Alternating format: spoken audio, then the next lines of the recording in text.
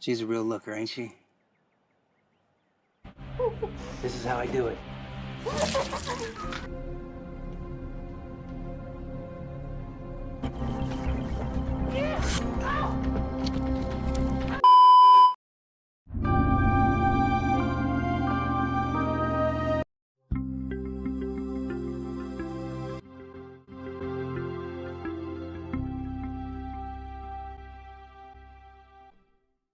Di awal film kita akan diperlihatkan seorang wanita yang bernama Maggie sedang membuat film dokumenter mengenai kehidupan seorang supir truk yang bernama Liv.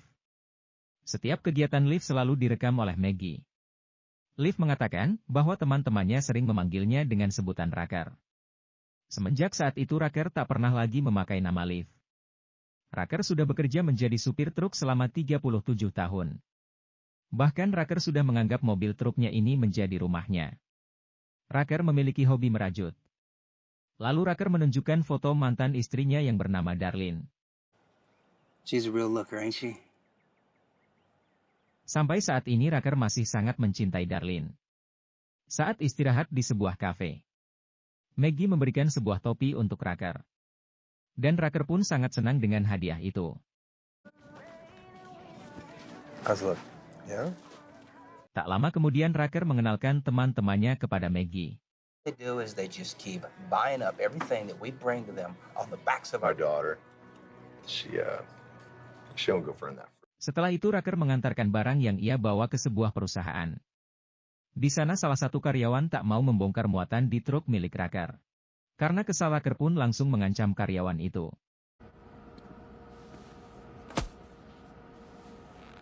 Pada suatu hari Raker menunjukkan lukisan yang ia buat sendiri di sebuah kafe kepada Maggie. Di buku gambar Raker terdapat sebuah peta. Di peta itu ada gambar wajah seorang wanita. Namun gambar di peta itu belum selesai di bagian matanya. Dan Raker akan menyelesaikannya dalam waktu yang dekat. Setiap Raker melintasi jalan, ia membuat garis di peta itu. Dan tanda titik di peta itu adalah tempat pemberhentian Raker. Jadi jika Raker ingin menyelesaikan gambar itu, ia harus melintasi jalan yang ada di peta itu. Setidaknya Raker harus melintasi 51 titik untuk menyelesaikan gambarnya. Saat ini Raker sudah menyelesaikan 47 titik. Dan saat ini Raker sudah berada di titik ke-48, lalu Raker menjelaskan bahwa gambar di peta itu adalah wajahnya Darlene. Raker membutuhkan waktu selama 28 tahun untuk menyelesaikan gambar ini. Dan setelah gambar ini selesai, Raker akan memberikan gambar itu ke Darlene. Raker melakukan itu sebagai bentuk rasa sayangnya ke Darlene. Di titik ke-48 ini Maggie sempat mewawancarai pelayan kafe ini. You're giving yourself a gift when you care for someone so much.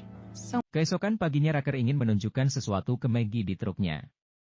Ternyata sesuatu itu adalah pelayanan kafe sempat yang sudah disekap oleh Raker.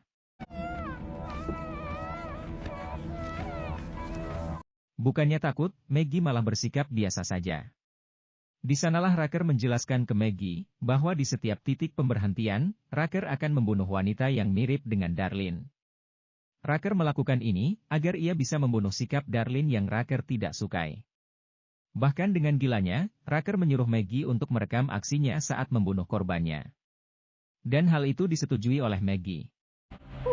This is how I do it.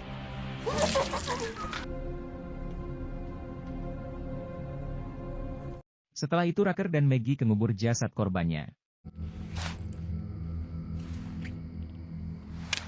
Keesokan harinya Maggie bertanya ke Raker, apakah kau memiliki seorang anak? Raker pun menjawab, iya, aku memiliki seorang anak perempuan. Tapi aku tak mengenali wajah anakku. Karena pada saat aku berpisah dengan Darlene anakku masih kecil. Semenjak saat itu aku tak pernah bertemu dengan anakku. Bahkan aku belum pernah dipanggil ayah oleh anakku sendiri. Di siang harinya Raker menceritakan tentang Darlene ke Maggie. Raker mengatakan bahwa Darlene wanita yang rumit, namun aku tetap mencintainya. Lalu Raker menceritakan saat ia membunuh korban pertamanya. But you make them up to look like her. No, I'm looking. Lalu Maggie bertanya, apa kau merasa lega atau puas membunuh korbanmu? Di sana Raker tak bisa menjawabnya. Kesal dengan pertanyaan Maggie, Raker berencana akan membunuh Maggie. Bukannya takut, Maggie malah mengatakan ke Raker, bahwa ia pernah membunuh seseorang dan orang itu menderita kanker. Mendengar ucapan Maggie, Rucker pun mengurungkan niatnya. Di titik ke-49, Rucker dan Maggie mampir ke sebuah bar. Di sana Rucker mengajak Maggie untuk bernyanyi bersama. Trusted friend, we've known each When all the birds are singing in the sky. have all gone. Goodbye. Setelah selesai bersenang-senang, Rucker dan Maggie kompak mencari korban baru. Are you okay? Are you sure? Are you sure? Setelah itu Rucker pun mengeksekusi korbannya.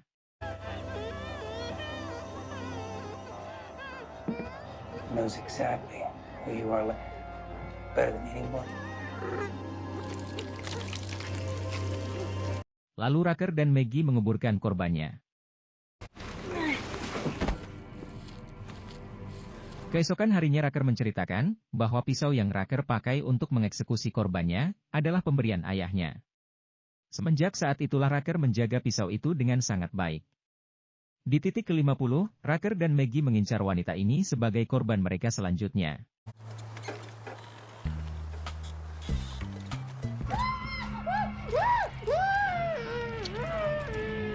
Kini butuh satu titik lagi untuk menyelesaikan gambarnya. Sialnya, Rucker salah dalam membuat gambarnya.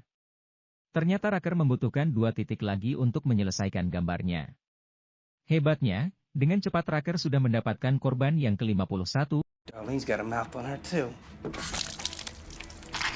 Singkat cerita, di titik yang terakhir ini, Rucker dan Maggie akan mengeksekusi korbannya. Di sana Maggie terlihat sedih, karena korban yang terakhir ini terlihat sangat mirip dengan ibunya Maggie. Disinilah Rucker baru menyadari, Maggie ini adalah anaknya. Keesokan harinya Maggie memberikan sebuah kotak kepada Rucker. Kotak itu berisi lukisan yang dibuat Maggie saat ia masih kecil dulu. Beberapa hari kemudian Maggie memberikan seorang korban kepada Rucker. Namun Rucker menolak untuk membunuh wanita itu. Rucker menolaknya, karena korban itu bukan pilihannya.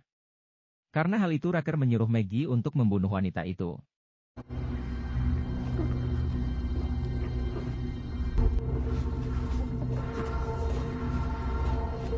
Setelah membunuh wanita itu Rucker memberikan tepuk tangan untuk Maggie. Karena kejadian tadi Rucker memperingati Maggie agar tidak bertindak bodoh seperti tadi. Mendengar itu Maggie malah menyalahkan Rucker. Karena Rucker sudah meninggalkan dirinya selama ini. Bahkan semenjak Rucker pergi, Darlene sering memukul Maggie. Lalu Maggie menambahkan, bahwa kau dulu sering memukuli Darlene. Sampai-sampai Darlene menderita kanker otak. Lalu kau meninggalkan Darlene begitu saja. Beberapa saat kemudian Rucker membujuk Maggie, agar Maggie mau memaafkan dirinya. Hingga pada akhirnya, Maggie pun mau memaafkan Rucker. You should have the cherry flapjacks. Saat di taman Maggie bertanya ke Rucker, bagaimana kalau kau tak akan pernah bertemu dengan Darlene lagi? Rucker menjawab, aku tidak tahu. Beberapa saat kemudian Maggie mengajak Rucker ke rumah Darlene. Sesampainya di rumah Darlene perasaan Rucker bercampur aduk. Sedih, senang, dan merasa bersalah.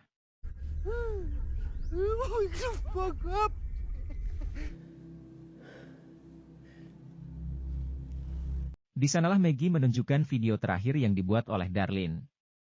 Di video itu Darlene terlihat tak berdaya karena penyakitnya.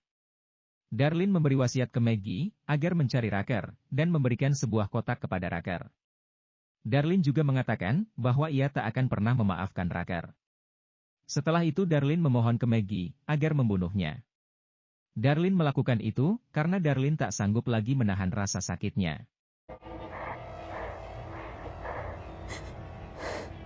Setelah melihat video itu, Rucker merasa bersalah atas perbuatannya sendiri, dan ia memutuskan menelpon polisi. Rucker mengakui semua kejahatannya ke polisi. Tak berselang lama Rucker mengajak Maggie ke suatu tempat, namun saat di tengah jalan Rucker menghentikan mobilnya. Rucker mengatakan ke Maggie, bahwa ia sangat menyayangi Maggie. Setelah itu Rucker memutuskan untuk bunuh diri. Some people just won't let you love them. No, no, no!